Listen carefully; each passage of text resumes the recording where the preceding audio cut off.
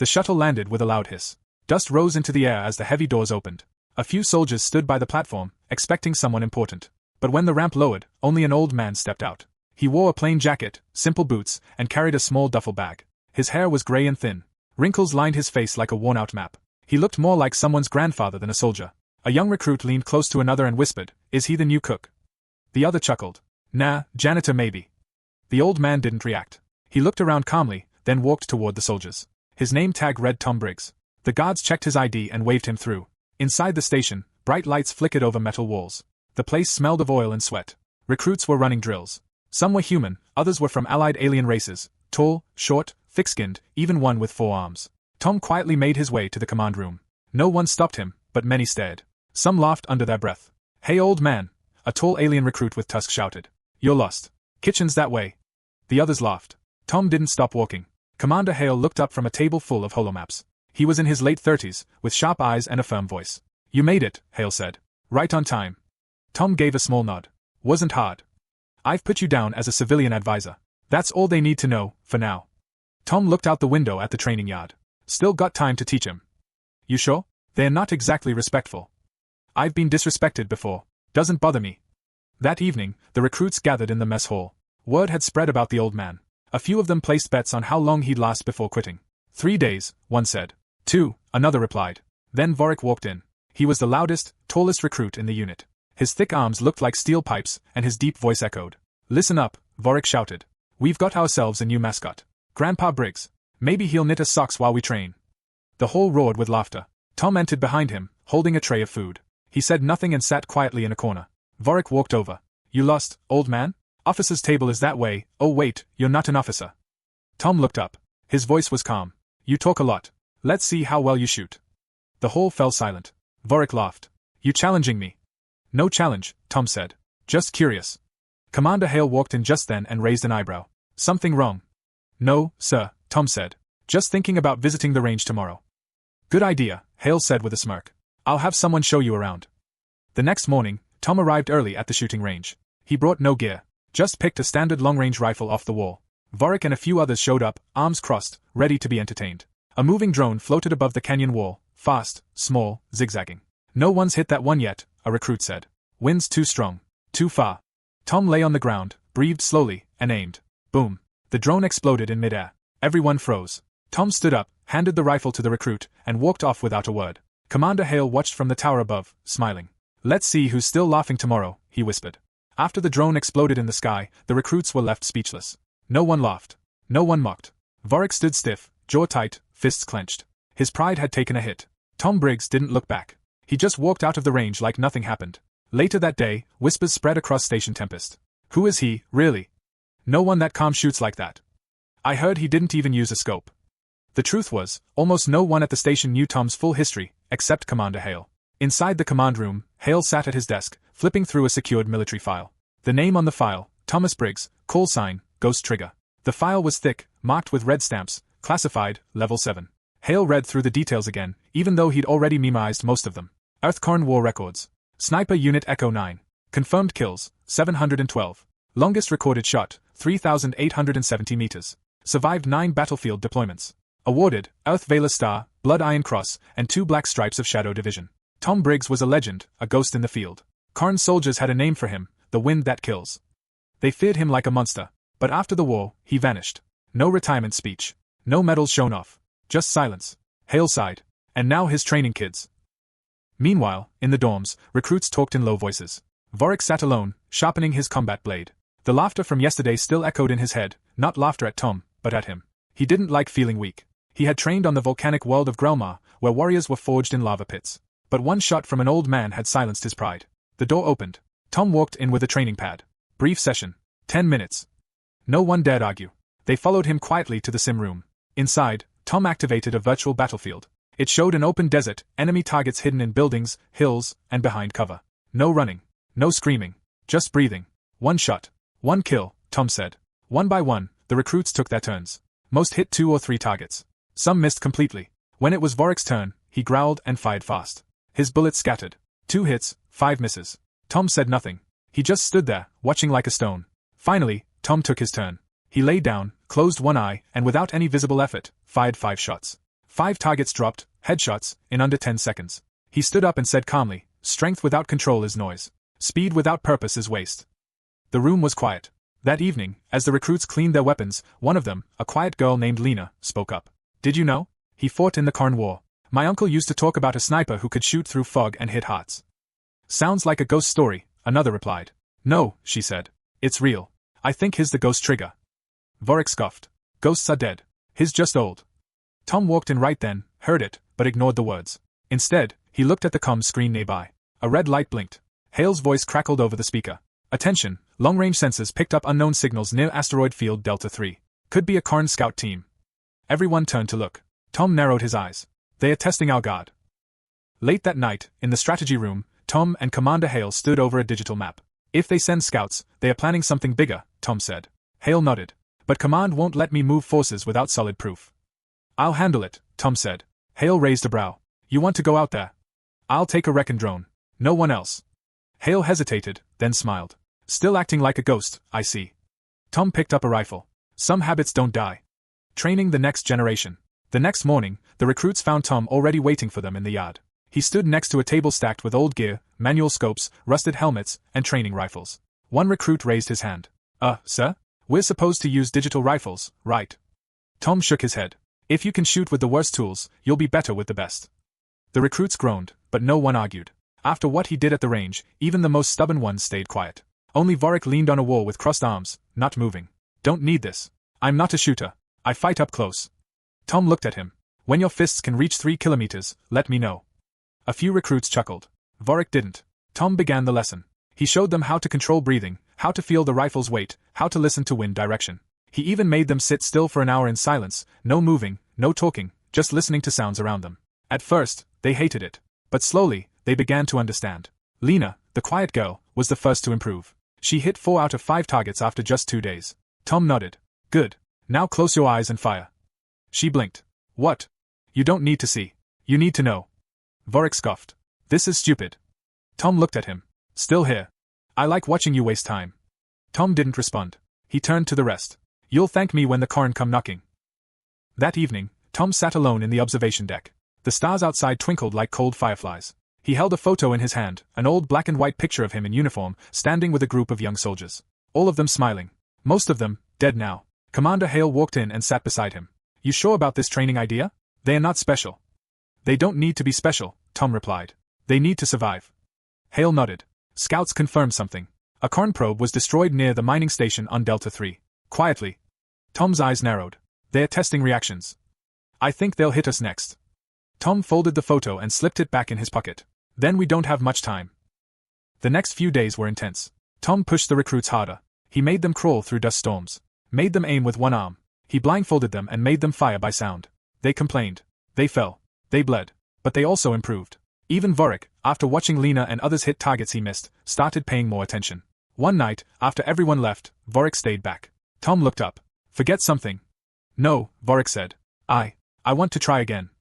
Tom handed him a rifle. "Show me." Vorik took a deep breath, lay down, and aimed. His first shot missed. Second one hit the edge of the target. Third shot, bullseye. He looked up, surprised. Tom nodded. "Told you. Strength means nothing without control." Vorik sat up. "Back home, they taught us that winning means breaking bones, crushing throats." "And did that help your last patrol team?" Tom asked. Vorik's face went cold. He looked away. "I read the reports," Tom continued. "You rushed ahead. 3 dead. 1 wounded. You lived. They didn't." Vorik stood slowly. "That's why I'm still here. To change that." Tom put a hand on his shoulder. "Then start now." Just as training was beginning to pay off, the alert sirens screamed through Station Tempest. Red lights flashed. A robotic voice echoed, "Warning, Karn signal detected. Possible enemy contact." Tom and Hale ran to the command room. A scout drone had vanished near the station's defense ring. Static filled the screen. "It's them," Tom said. "They are testing our nerves." "We need to patrol the zone," Hale replied. "I'll go." "You can't go alone again." Tom pointed at the recruits' names on the screen. "Then send them. I want Vorik, Lena, and 2 others." Hale hesitated. "They are still learning." "They've learned enough. This will show what they've got." A few minutes later, Vorik geared up with his squad. He looked at Tom. "You sure we're ready?" Tom gave a rare smile. "You'll find out soon enough." As the patrol team headed into the outer zone, none of them knew what was waiting. But Tom did. And he knew, this was just the beginning. The ambush. The patrol shuttle flew low over the rocky hills of Delta Sector. Inside were 4 recruits: Vorik, Lena, a quiet tech named Brent, and a fast talker named Kayla. All wore light armor and carried pulse rifles. They were nervous, but they didn't show it. Vorik sat in the front seat, checking his weapon. Lena scanned the maps. Kayla chewed gum. Brent silently tapped his boots. "First real mission," Kayla whispered. "Yeah," Lena said. "Feels different than training." "No reset button this time," Vorik muttered. Back at the station, Tom watched the shuttle's feed from the command room. He didn't speak. He just watched. Commander Hale walked in. "You really trust them out there?" Tom replied, "They don't know what they are yet. This mission will show them." The shuttle landed near an old outpost, long abandoned, mostly broken walls and dust-covered floors. As the team stepped out, the wind howled. Brent checked his scanner. No life signs. "But I'm getting strange static." "Could be the rocks," Kayla said. "No," Lena said, looking around. "This is too quiet." Suddenly, the scanner beeped, then shut off. "What was that?" Brent asked, tapping it. "It's dead." "Back to the shuttle, now," Vorik ordered. But before they could move, a blast hit the ground near them. Boom. Dirt flew into the air. A second later, dark shapes appeared on the hilltops, Karn scouts. Tall, armored, insect-like aliens with glowing eyes and rifles shaped like claws. "Take cover!" Vorik yelled.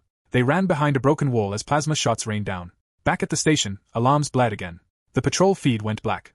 "They're under attack," Hale said. Tom grabbed his rifle and stood up. "Where are you going?" Hale asked. "Where I belong," Tom said.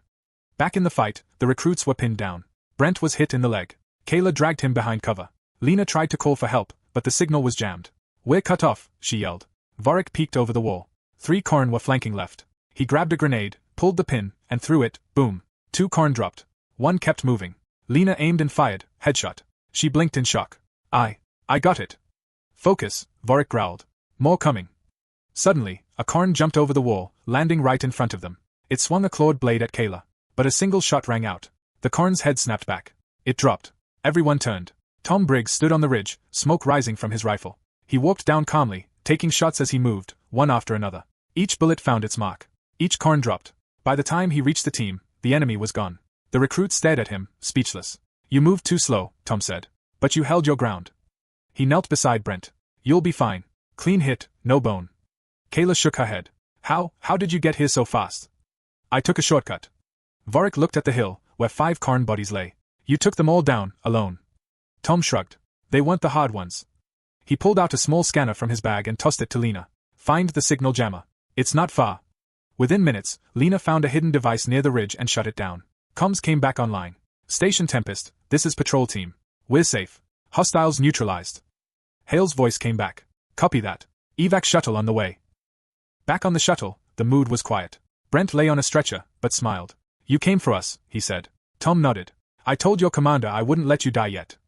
Kayla looked at him. "You're not just a sniper. You're something else." Vorik said nothing at first. Then he stood and gave Tom a short bow. "Thank you." Tom looked him in the eyes. "Next time, don't wait for me." Vorik nodded. "There won't be a next time. If I'm breathing, they're not winning." Tom sat back, his voice soft. "That's the spirit." Outside, stars drifted past the shuttle windows. But inside, something had changed.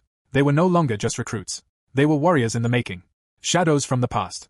2 days after the ambush, Station Tempest returned to its usual routine, but something was different now. The recruits were no longer treated like rookies.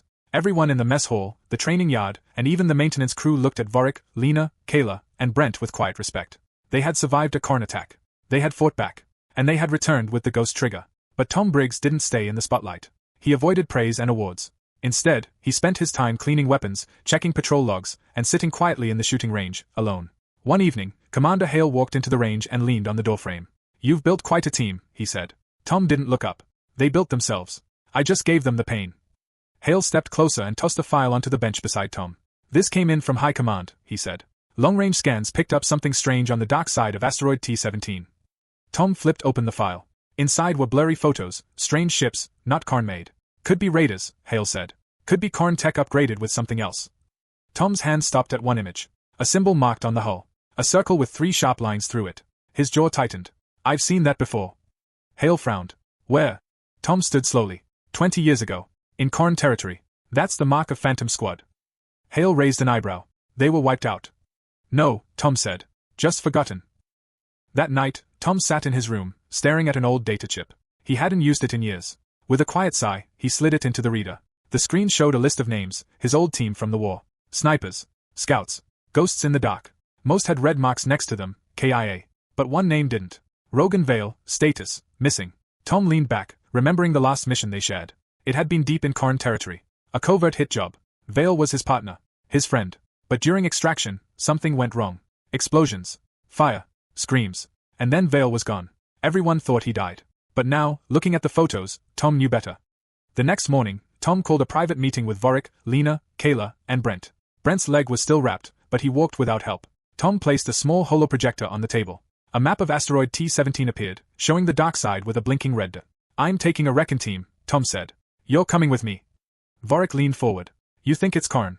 Tom shook his head. "Worse. These guys used to be human." Lena frowned. "Used to be. They call themselves Phantom Squad. Rogue soldiers. Traitors. They vanished during the war. Now they work for anyone, with credits or blood." Kayla whistled. "And we're walking into that." Tom nodded. "I need people I trust." "That's you." Brent smiled weakly. "So we're part of your squad now." Tom looked at them all, then said, "Not yet. But this mission might change that." The team prepared quietly. They packed light, silent weapons, cold suits, jammers. As they boarded the stealth ship, Lena turned to Tom. "If this is personal, why bring us?" Tom answered, "Because this ghost isn't just from my past. It's part of our future." Hours later, the stealth ship hovered over asteroid T-17's shadow side. No sunlight reached this place. It was black and silent. The team dropped onto the rocky surface and moved through jagged stone paths. Brent scanned for heat signatures. Kayla checked the comms. Suddenly, a strange clicking sound echoed from a nearby ridge. Vorik raised his hand. The group stopped. Out of the shadows walked three figures in black armor, heavy, scarred, and strange. Tom's eyes narrowed. He recognized the walk. The middle figure took off his helmet. Rogan Vale. Older. Rougher. A scar over one eye. He smiled. Well, Tom Briggs. Still breathing." Tom didn't move. "You're a long way from Earth." Vale chuckled. "Earth left me to rot. I made my own way." Lena whispered, "Is that him?" Tom nodded. "The dead man who forgot to die." Vale raised his rifle. "Walk away, Tom. Or this ends badly." Tom slowly reached for his weapon. "I don't walk away anymore." The last ghosts. The wind was thin on the surface of asteroid T-17. Dust floated in the low gravity like slow-moving fog. Tom stood facing Rogan Vale, his old war partner, now a traitor. Behind Vale, two phantom soldiers raised their rifles. Vorik, Lena, Kayla, and Brent took defensive positions, weapons ready. "Stand down," Tom said quietly. "You don't want this fight."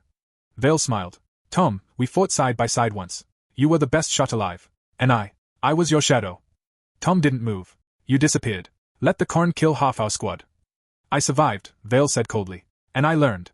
The Corn don't care about medals or orders. They only respect strength. Just like the galaxy." Tom's grip tightened around his rifle. "So you joined them?" "I made a deal," Vale said. "They let me live. I built the Phantom Squad from what was left, forgotten soldiers, broken fighters. We don't serve nations. We serve survival."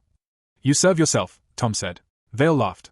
"Still the hero, huh? Still fighting for people who'll throw you away the moment you're too old." Tom took one step forward. "I may be old, but I still remember who I am." Vale's face darkened. "So be it." He raised his hand. His two soldiers moved to fire. But Tom moved first. Bang, bang. Two clean shots. Both phantoms dropped before their fingers reached the trigger. Vale didn't flinch. He fired. Tom ducked and rolled behind a rock as plasma scorched the ground. The others opened fire. Lena hit another soldier sneaking from the left. Vorik charged forward and slammed into a third, knocking him to the ground. Brent used his scanner to jam their comms. "They can't call for help," he shouted. Kayla covered Lena, firing short bursts as more phantoms came out from the shadows. Tom sprinted along the ridge, chasing Vale. They moved fast through the rocks, two ghosts, old hunters now hunting each other. Finally, Tom cornered Vale near a cliff edge. They both stopped, guns aimed. "I looked up to you," Vale said, breathing hard. "You were like a brother." "You were," Tom said, "until you turned your back on all of us." "They left us, Tom. I just made sure I wouldn't die forgotten." Tom lowered his weapon slightly. "You didn't have to betray everyone." Vale's hands shook. "I saw the truth. There's no honor. Only survival." Tom didn't blink. "No, there's a line. You crossed it." Vale shouted and pulled the trigger. Tom fired at the same time. Both men fell. Minutes later, Lena found Tom lying beside the cliff. Blood ran down his side. "Tom," she shouted, kneeling beside him. He coughed. I'm still here. Don't move." Vorik and Kayla appeared, dragging a wounded Vale behind them. He was still breathing, barely. "You got him?" Tom asked. Vorik nodded. "He's done." Tom looked at Vale and whispered, "Should have stayed dead." Vale gave a weak laugh, then passed out. Back on the stealth ship, the team patched up Tom's wounds. They were deep, but not fatal. "He'll live," Brent said, smiling. "Tough old man." As they left the asteroid, the black shape of the Phantom base behind them, no one said much. They had seen what war could turn men into. They had seen what happened when loyalty broke. But they had also seen something else. Tom wasn't just a teacher. He was living proof that honor still meant something. Back at Station Tempest, Tom sat in the infirmary, his side wrapped in white bandages. Commander Hale visited him with a small metal box. Tom looked at it and smiled faintly. I don't need that.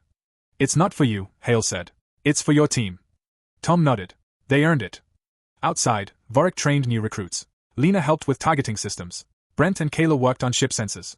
They weren't just rookies anymore. They were soldiers. And Tom Briggs, the deadliest shot alive, had done what few could. He had passed on the fire. But there was one final test left. The war was not over. Not yet. One shot, one future. 3 weeks had passed since the Phantom squad was taken down. Rogan Vale was now locked deep underground, guarded by drones and steel doors. He spoke little. Just waited, like a shadow that refused to disappear. Tom Briggs recovered fast. Even with the pain in his ribs, he was back at the shooting range. Every morning, he lined up targets. Every shot was perfect. The younger soldiers still whispered about him. The deadliest shot alive. But one morning, Commander Hale walked into the range with a dark look. They are coming, he said. Tom paused, rifle in hand. Karn. Hale nodded. Not just a scout group. It's a full wave. At least 5 ships. Their biggest ones. Tom lowered the rifle. Where? Heading for the Mars outpost. They'll reach orbit in 2 days. Tom's jaw tightened. That's not an attack. That's an invasion. A meeting was held in Station Tempest's war room. Holograms showed Karn ships, dark, sharp, massive. They'll land near the Red Cliffs, said a tactical officer. They'll move fast. First, the comm towers. Then the core settlements. Hale turned to Tom. You know what they'll target. Tom nodded. The fusion reactor. If they take that, everything on Mars goes dark. We can't stop all their ships, Hale said. But we have one chance. He pointed to a small glowing dot on the lead Karn ship. Their command pod. If it's taken out, the rest of their ships will fall into confusion. And who's taking the shot? Lena asked. Everyone looked at Tom. He didn't say a word. He just nodded once. The plan was simple and dangerous. Tom would fly in a stealth pod above Mars' upper atmosphere, just outside the Karn fleet sensors. From there, he would fire a custom railround through the ship's weak point. It was a near impossible shot. But that didn't stop him. The team prepared the pod. Brent fine-tuned the rail rifle. Lena checked the trajectory software.